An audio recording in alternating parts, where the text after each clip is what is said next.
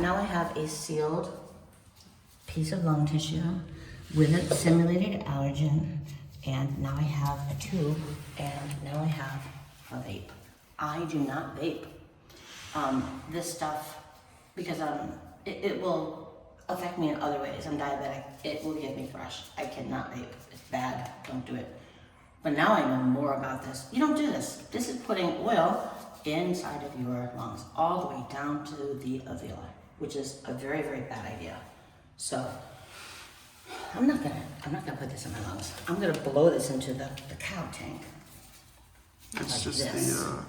yeah. And then you just use the outer hole right here. Got it. So here we go. Ready?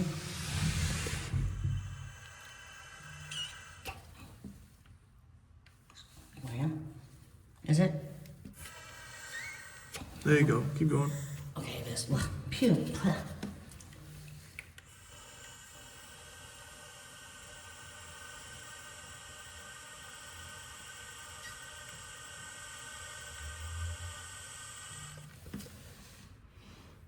Got good lung capacity, don't I? I was gonna say, that was pretty solid. And I don't vape. How about that? Yeah. That's why you don't smoke and you don't vape. Come again. Do you want to tape it off or do you want to add more?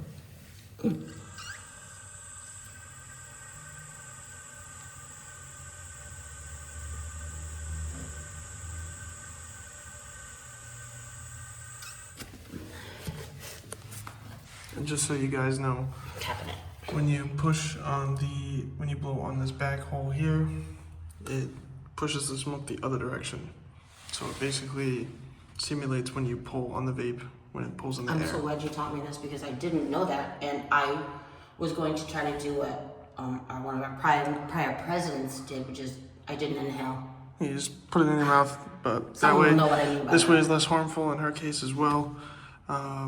Along with the fact that you don't actually have to inhale any of Love that. the stuff in there. So it's pretty sweet. It's cool to see. Remember once upon a time I took you on a trip to the Underground Railroad? This is what we do. We do hands-on. I am the son that Ah. vapes, unfortunately. So we're doing this experiment so I can quit vaping. Tell them how many times you've had pneumonia.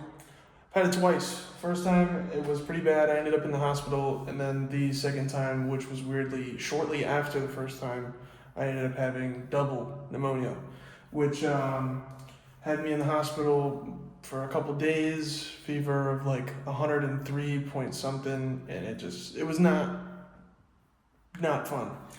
How do you feel when you're breathing when you have pneumonia? It just feels as though somebody's stepping on your chest, is the best way of putting it. It just feels as though you're limited. And it's just more of a challenge to do daily things. So not only does it make it harder to breathe, it puts stress on your body and all of just like your other components in your body. Did they do a full organ check on you? Yeah, I ended up getting a CAT scan, and I discovered something else that was kind of sad, which was that my heart was a little too big or something like that. So You do have a big heart, but I don't like to hear that. yeah, I do have some stuff I gotta do to follow up on that. But I wanna share something here that you know. I've told you this already. Every time a person gets pneumonia, they get scar tissue inside of their lungs. all right.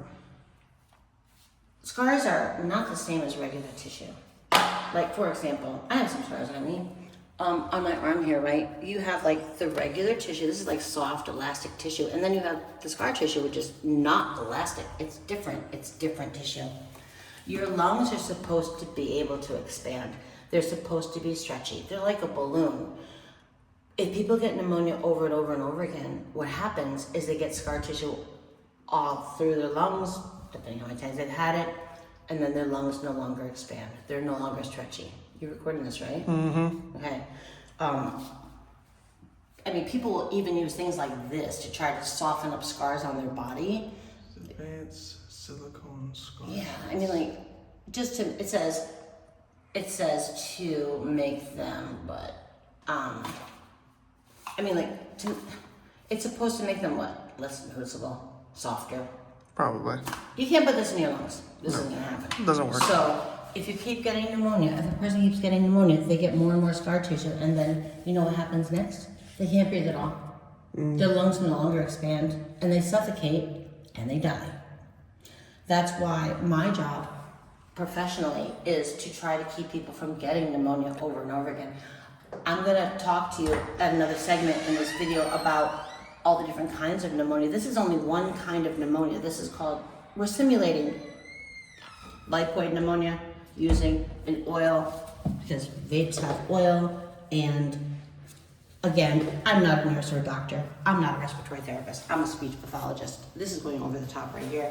Typically, I deal with aspiration pneumonia, bacterial pneumonia. Sometimes I deal with flagell pneumonia, community-acquired pneumonia. There's a lot of different pneumonias that I educate people to not get. This is something I've just learned recently because of my son. And there he is. Okay.